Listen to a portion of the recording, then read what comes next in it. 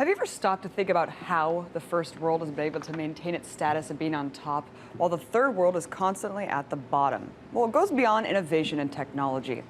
What if I were to tell you this world order is in fact covertly manufactured by corporations and governments that feed off the demise of these countries?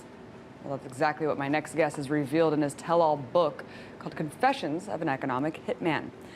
So now to talk about his experience as an economic hitman, making the rich richer, the poor poorer, and the grave implications that follow, I'm joined by the author himself, economist John Perkins. John, thanks so much for coming on. It's great to be with you, Abby. Thank you. So for people who haven't read the book, who don't know who you are, tell our audience just really straightforward, what is an economic hitman?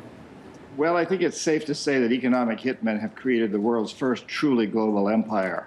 And it's the first empire created primarily without the military. And it's not a national empire. It's not an American empire. It's really a corporate empire created by economic hitmen like me. We work many different ways, but perhaps the most common is that we will identify a country that has resources our corporations covet, like oil, arrange huge loans to that country from the World Bank and other international banks, but the money never actually goes to the country. Instead, it goes to our own corporations to build big infrastructure projects in those countries, like power plants, industrial parks, things that benefit a few wealthy families, but don't help the poor, who are too poor to buy electricity, can't get jobs in industrial parks because they don't hire many people. And yet they are left holding a huge debt that they can't possibly repay. So at some point we go back and say, hey, you can't pay your debt, so sell your oil or whatever the resource is real cheap to our corporations. Allow us to build a military base on your soil, that sort of thing. And in the few cases where we fail, where the governments don't agree to these terms, the jackals go in. And these are people that either overthrow governments or assassinate their leaders. And I talk in my books about how I failed with the president of Ecuador, Jaime Roldos, and of Panama, Omar Torrijos. And because they wouldn't buy into these deals, both of them were assassinated. And of course, the IMF and World Bank are used as tools for the economic hitman to go in and keep these debts going with these countries. What entities? You just said that it's not the United States, it's the corporate control, it's the corporate empire. What entities are involved in this operation? I mean, are we just talking about corporations facilitating these deals, or are they working in concert with governments?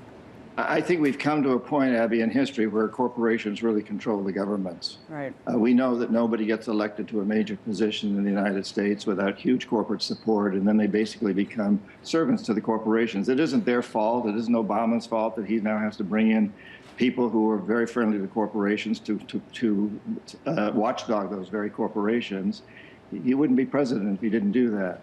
So really today we've gone from a point where 200, 300 years ago, religious organizations call the shots around the world to ones where governments call the shots for some time. And now it's the corporations that are calling the shots in various different ways. There's this revolving door, so there's really no separation between corporations and government at the very highest levels. The leaders bounce back and forth between the two. John, you mentioned Ecuador. I want you to talk more extensively about what happened there and why the jackals needed to come in. Well, Ecuador had been under the leadership of military dictators for a number of years, men put into office by the CIA and kept there by the CIA. And then there was kind of a revolution, a democratic revolution in Ecuador, and they democratically voted in this president, Jaime Roldos. This is back in the 70s. And Jaime ran on a ticket that said he was going to clamp down on the oil companies. He wanted them to continue drilling for oil, but they had to give a bigger share of their profits to the people. We didn't like that. And so my job and that of other economic hitmen was to convince Jaime to do differently. He didn't. He wouldn't be convinced. He had great integrity. He stuck to his guns, and so he was assassinated. And I saw you in another interview. You were talking about Iraq. What steps were efforted there? It was kind of like Iraq was a case where everything was tried, and then it ultimately ended in a ground invasion. Why did it need to end there? Well, it's an interesting case. It's a kind of a long story. We had an amazingly successful operation in Saudi Arabia where we convinced the Saudis to buy into a deal with us whereby It's a long story. I won't go into the details, but it was extremely helpful to us and our oil companies and our big major corporations. We wanted Saddam Hussein to buy into a similar deal. Saudi Arabia was the largest producer of oil at the time. Iraq was the second largest. He wouldn't buy. Economic hitmen couldn't convince him, and the jackals went in to try to assassinate him. They couldn't. He had very good security. He had look-alike doubles. It was hard to take him out. They couldn't take him out. So there was the first invasion. And we thought that that would bring him around. He lost his military, but he still stuck to his guns. He did not give in. And, to make a long story short, the second invasion came because we felt that we really had to take over Iraq. Right. Yeah, it's amazing when you look at your work, John, and then you realize what is really at play here. It kind of makes all this rhetoric completely absurd when it's really just all about the control of these resources. I mean, when you're looking at the globe right now, there's very few independent states still left that are not under the wing of Western imperialism. I mean, Iran, Syria, North Korea, Cuba. Let's just take the case of Iran. What do you think the outcome is going to be in this country? I think we're in a very, very difficult and dangerous situation there. I was just meeting here a couple of days ago with a group of people from the Middle East and Russia who are convinced that the reason we're going after Syria and Assad is because he is the defense for Iran. Mm-hmm. So we take Syria, the next step is taking Iran. And then conceivably, we will try to take more control over Russia. That was the fear of the Russians, because Russia has a lot of oil and gas and is raising its head again. I don't know. That's conjecture. But certainly what we do know is that we see Iran as a country with tremendous resources in terms of oil and gas, and in a very crucial position, geographically speaking, and also a country that's threatening to sell oil for something other than dollars.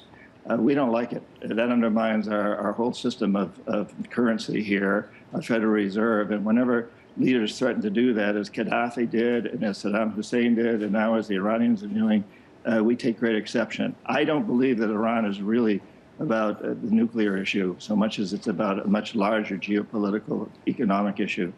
Absolutely. And of course, the funding of Hamas, Hezbollah, these are things that are kind of a thorn in the side of the establishment, let's say, in terms of Iran. But, you've talked about the real cause of our global financial meltdown is, quote, predatory capitalism. What is that? And is there a way to have global capitalism without it being predatory? Well, I believe there is. In fact, I went to business school in the late 60s, and it was Keynesian economics, Keynesian capitalism, which was very different. Keynesian capitalism said that corporations need to make profits and pay their investors a decent rate of return, but they also need to be good citizens and take good care of their customers and their employees, especially. A CEO would take a big cut in pay before he'd lay anybody off. That all changed in the 70s when Milton Friedman, the Chicago School of Economics, came along and basically replaced Keynes. And the crux of Friedman's ideas is that the only responsibility of business is to maximize profits, regardless of the social and environmental costs. That changed everything. And essentially, everybody's bought into that since. Ronald Reagan embraced it back in his day, and Margaret Thatcher did, and every major leader, including every U.S. president, Democrat and Republican alike, has embraced that, and so have the big corporations. I think it's a terrible system. To say that the only reason business is there is to maximize profits is absurd. It's the first time anybody said this, as far as I know, in a large level. What we need to do, we the people, we the consumers, have more power perhaps than we realize that we have. Right. And we need to set a new goal for these corporations and only buy from corporations that have a stated objective of serving a public interest. Yes, make a decent rate of return to encourage capital, but also set as your main goal to serve us, the people, public interest, employees, suppliers, consumers, serving us. That should be the goal. Well, of course, I mean, the system as it currently stands is completely unsustainable. You don't have to be a genius to look at it and say this is not going to last much longer. It's so short-sighted, John. But I mean, at the same time, asking consumers to be conscious buyers, it's not happening. I mean, look at the case of BP still thriving after poisoning the entire Gulf coast. I mean, it just seems like we're pretty far from consumers kind of taking that upon themselves. So do we need more government regulation? I mean, what do you think? Well, we won't get government regulation until we've convinced the corporations that it's going to serve their best interest, because they control the government. During a lot of my lifetime, our elected officials wrote the laws of the land, but today it's really the lobbyists that write the big laws and pass them through the government officials who they essentially own. So we've got to convince the corporations. And we actually have a very good history of that. When I was in college, there was apartheid in South Africa. We boycotted corporations that supported it. It went away. We had rivers on fire in Ohio and other parts of the United States, terrible pollution. We forced corporations to clean it up. We forced them to open their doors wider to women and minorities. We actually have a very good success record. So I think as we become more and more aware of the Occupy movement, this program that you're doing here, the amount of attention that's being given around the world now, I think people are really beginning to wake up. I have great hope that we will put tremendous pressure on these corporations, that we will understand that the marketplace is a democracy, if we choose to make it that every time we shop, we're voting. Absolutely. I tell the people that all the time. Voting for president is potentially the least important thing. I mean, every day you're voting in so many different ways, John. I couldn't agree more. And we need to step up. It's not even a matter of that. I mean, it needs to happen in order for us to really save the future of this planet and future generations. I wanted to ask you, in a 2010 interview, you were talking about Latin America. You said the mainstream press is aligned against the progressive movement there. Talk about the revolution you see happening and why it is that the press won't cover it. Well, yes, we've seen 10 countries in Latin America now democratically vote in pretty progressive presidents, very different levels. It's different in Chile, from Ecuador, from Venezuela, and so on. But there's been a large movement, and in every one of these 10 countries, the former leaders during much of my lifetime were military dictators, brutal, usually, often put into power by the CIA and kept there. So we're seeing a change. And I think the mainstream press in the United States is not reporting on it because the mainstream press is controlled by big corporations to a very large degree. Other press around the world is reporting on it. I'm fluent in Spanish. You can go online and read the Latin American newspapers, and you read a lot about it. It's amazing how they portray, Chavez and Castro, just making it seem like they are these dictators who, I mean, here you have Venezuela having, I mean, such an outrageous voter turnout, really sweeping win there. But of course, the way it's covered is just so interesting.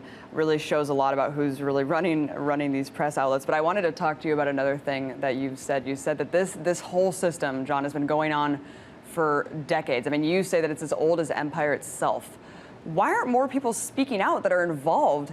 And do you personally have any regrets for doing what you did? I did. One point, Abby, I would like to make. I do think that Castro is a dictator, but Chavez is not. So we do need to make that distinction. The system's as old as empire, except today it's more subtle and in some respects more dangerous, because empires used to be built by militaries and people were proud of it. We're spreading civilization, we're spreading Catholicism, whatever we're spreading.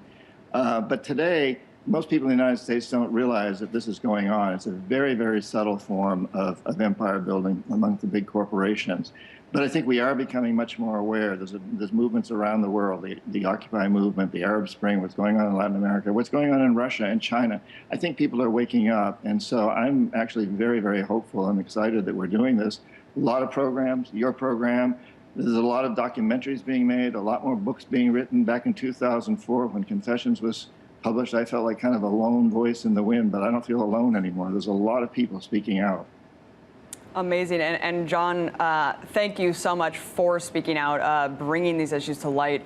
I mean, the second that you start talking about them, you realize how obvious it really is, how the world is really being run right now. And I really can't thank you enough for coming on the show. I'm a huge fan of your work. John Perkins, economist and author of Confessions of an Economic Hitman. My pleasure, Abby. Thank you.